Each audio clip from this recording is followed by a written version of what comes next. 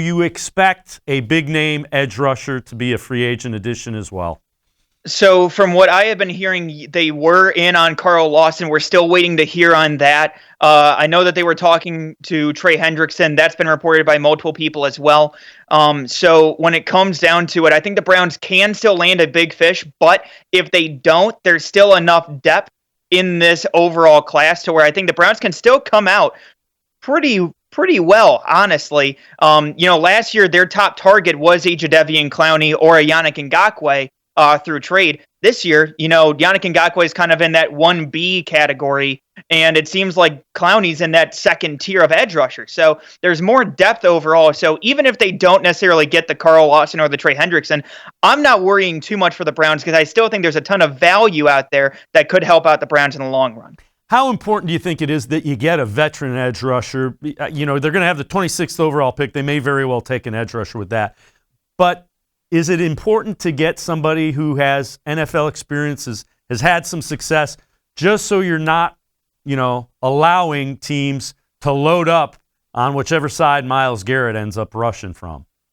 I think it's very important, especially after they cut Adrian Claiborne. I think if Claiborne was still here, you might have seen them not necessarily go as hard when it comes to edge rushing. Now, I'm not going to say that would deter them from signing a big-name free agent, but they might deter them from maybe taking in edge rusher in the second round or the third round if you already land a big name. I could see them still double dipping when you talk about free agency, landing somebody, and then also still getting somebody in the draft to add that overall depth. Because when you have just Myles Garrett, you have Porter Gustin, and you have Curtis Weaver, who they traded for last year, you really don't have much there. So for the Browns, I expect them to go hard after edge in the draft and in free agency, and at least bring in 2 edge rushers this offseason.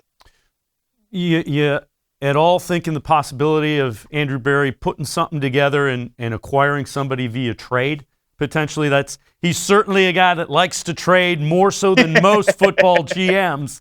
And the league is kind of starting to move that way a little bit more than it has in the past.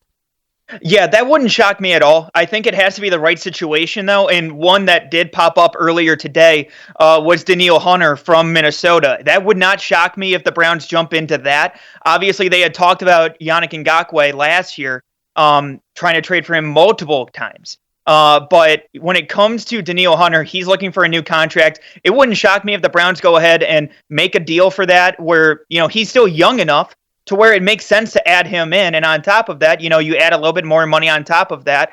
He all of a sudden, he's one of the most productive edge rushers in the NFL, period, to the point where he was getting as many pressures as you had seen in J.J. Watt's top-tier seasons. So I look at Danielle Hunter as a possible trade target for the Browns, and I think it would make a lot of sense, especially given his history with Joe Woods in Minnesota. Yeah, and the other thing that the Browns have that would be a valuable trade commodity would potentially be David Ngakoue.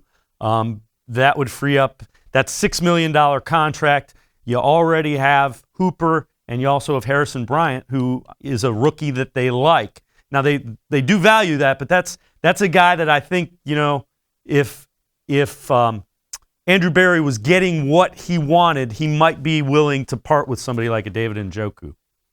I could see that as well. I think that for them, I don't think that they're going to take less value, obviously. I don't see Andrew Berry as being one of those types of people to go ahead and maybe sell off somebody for a little bit cheaper just to get him out. I think that they value him. I think that he has a great skill set. And to be honest, he was one of the best tight ends on this roster. And even outperforming Austin Hooper, who was the big ticket free agent item last year.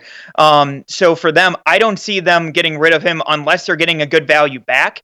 But at the same time, I mean, with Drew Rosenhaus as his agent, it wouldn't shock me to see them move on from him as he did ask for that trade last year. And knowing how much he's probably going to be asking for, it's probably going to be best to move on from him. Although I would like to see how he fits into the offense full-time next year.